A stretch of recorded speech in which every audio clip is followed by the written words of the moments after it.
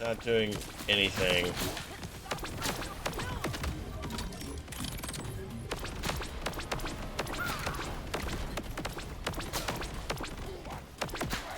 What the f?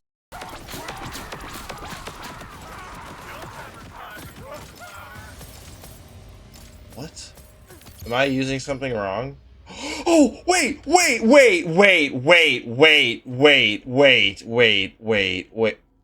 brother. Dude. There's no way. What are the odds of that? Dude! Dude! Yes!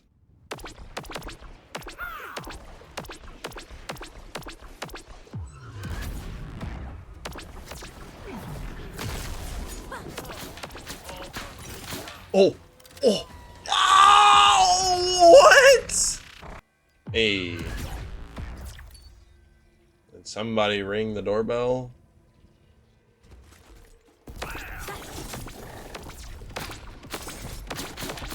Because somebody rang my doorbell.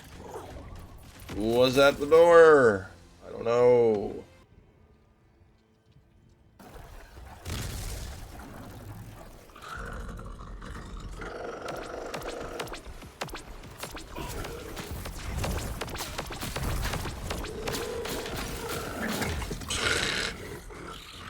Oh, yeah.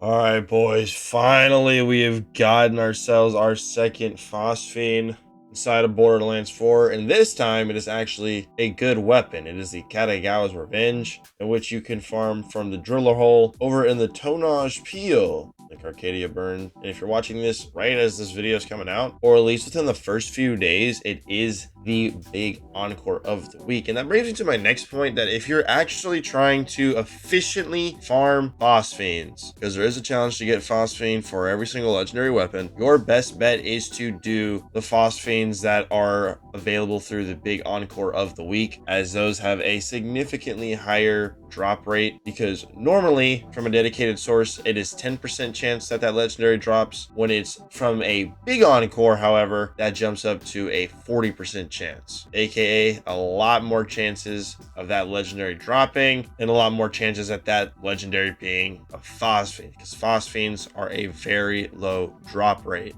That being said, that KO's in his next, my friend. And by the way, most of the time, whenever we are doing some phosphene hunting, I am streaming it live over on our Twitch channel, twitch.tv/KREE, KWREE, top link in the description. Let's go ahead and talk a little bit about the actual sniper rifle itself, because this thing is really good, at least in its shock form, as its legendary perk allows for it to have two different modes in which it behaves in. You have the incendiary mode, which just shoots explosive orbs, basically. Honestly, it's kind of not that good. The shock is what's really good, as in its shock format, these orbs are able to chain lightning, do lots of instances of damage, pretty decent at that. But with those instances of damage, since they're all counting as sniper damage or sniper rifle shots, you best believe on Vex, this thing is absolutely disgusting. All right, you gorgeous stud. So let's just briefly talk about, first of all, it's so good looking, man. I'm so glad we have it in a phosphene variant.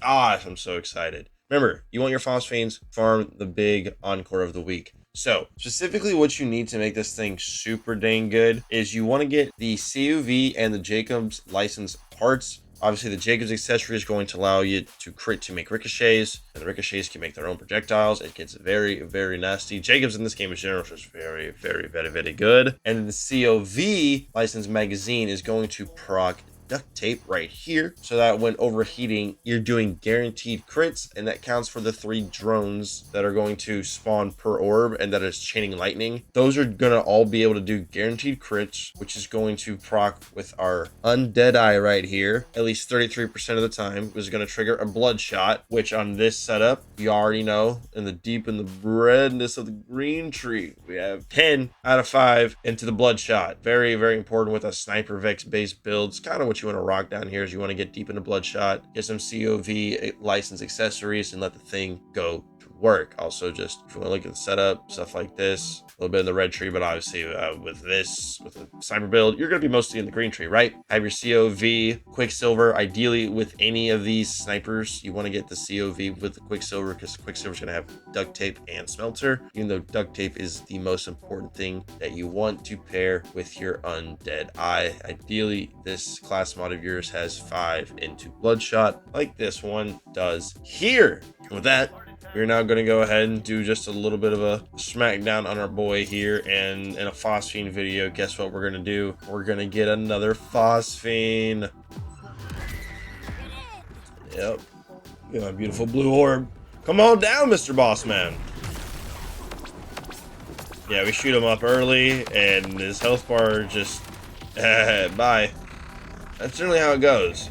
Now, sometimes some bosses can be a little bit annoying, as they'll like fly away or not, or just get out of the zone of your little projectiles here, because the projectiles themselves, they don't last that long, and as you can see, they kind of just chill and float for just a little brief bit before they're gone. So if they move out of the way of like your little area, they're gonna get completely rinsed. Excuse me, they're going to not even take any damage, because you're gonna be out of the range of your little drones here. And also, because this is a Phosphene video, let's actually take a nice little moment to just appreciate the Phosphene beauty, because man, so this is what it normally looks like. Honestly, it looks pretty dang cool base, and then the Phosphene is this bad boy.